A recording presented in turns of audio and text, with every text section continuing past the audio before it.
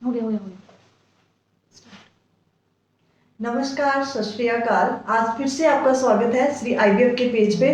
तो आज हम बात करने जा रहे हैं डॉक्टर माधवी अरोड़ा से। मैम हमें बताएंगे कि आईवीएफ होता क्या है।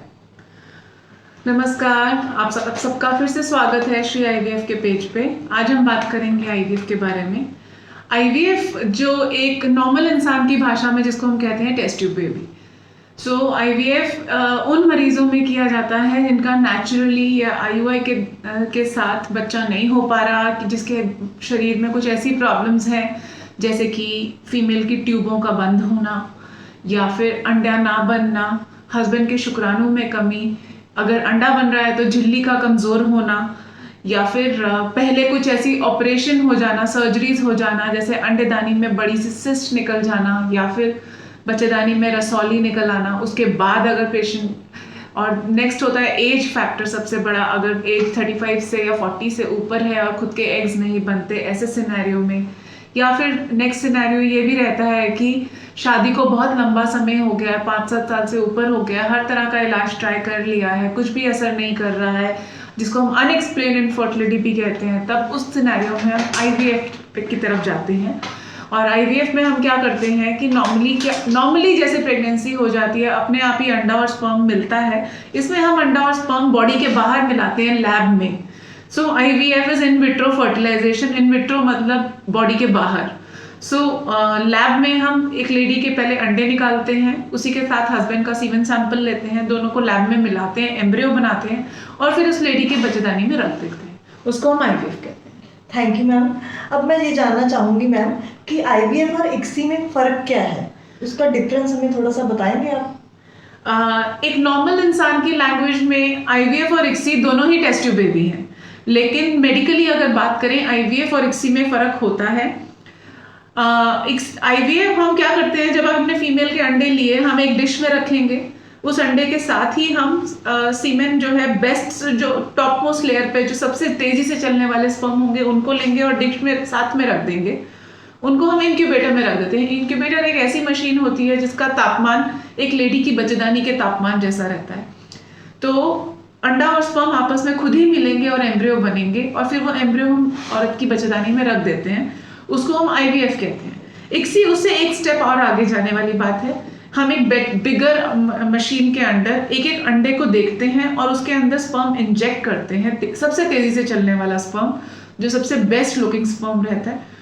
तो जब हम एक एक एग के अंदर एक एक स्पर्म इंजेक्ट कर देते हैं तो हम उसका एम्ब्रियो बना ही देते हैं। उसको हम इक्सी कहते हैं और फिर हम उसको ट्रांसफर करते हैं। इक्सी का सक्सेस रेट, स्पेशली जब मेल फैक्टर कंडीशन होता है और अनएक्सप्लेन इनफर्टिलिटी होता है, mail factor in the sense जब स्पर्म काउंट काफी लो है, क्वालिटी बहुत खराब है स्पर्म की, उसमें से बेस्ट स्पर्म सिलेक्ट करके जब हम इक्सी करते हैं तब इक्सी का सक्सेस रेट ज्यादा अच्छा होता है।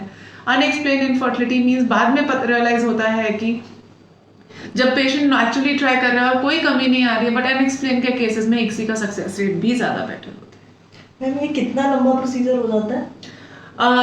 देखिए, आईवीएफ जो हम स्टार्ट करते हैं नॉर्मली एक फीमेल के सेकेंड डे ऑफ पीरियड से स्टार्ट करते हैं। 10-12 दिन पेशेंट को इंजेक्शन लगते हैं, तो उसके बाद हम एग्स निकालते हैं। अगर एक ही स्ट्रेच में पूरा प्रोसीजर हो जाए तो it takes around 16 to 20 days। Okay ma'am, इसके दौरान जो इंजेक्शंस लगते हैं, सुना वो कितने के लगते हैं, कितना टाइम? अंडा बनाने के जो इंजेक्शन है हम उनकी बात कर रहे हैं अगर, तो उसमें टोटल पीरियड के सेकंड डे से जब हम इंजेक्शन स्टार्ट करते हैं तो टोटल अराउंड 10 to 12 days लगते हैं। पीसीओडी पेशेंट है जिसका अंडे थोड़े लेट जाके तैयार होते हैं, उसको 12-13 दिन तक लग जाते हैं। एक नॉर्मल फीमेल में नॉर्मली 9 to 11 days के इंजेक्शन होते हैं। Okay ma'am. मैम ये प्रोसीजर करते कैसे हैं?